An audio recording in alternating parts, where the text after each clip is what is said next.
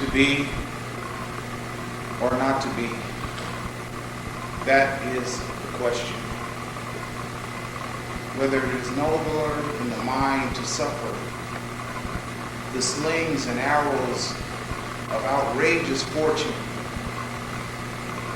or to take arms against a sea of troubles, and by opposing in them, to die, to sleep, no more, and by a sleep to say we end the heartache and the 1,000 natural shocks that flesh is heir to. 'Tis a consummation devoutly to be wished, to die, to sleep, perchance to dream. Aye, there's love.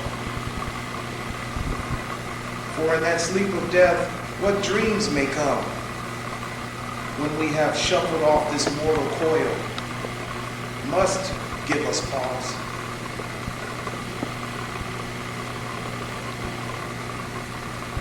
For there is a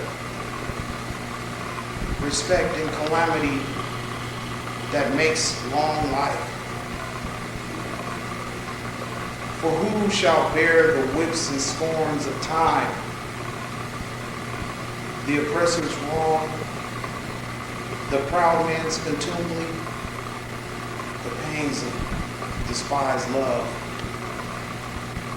the law's delay?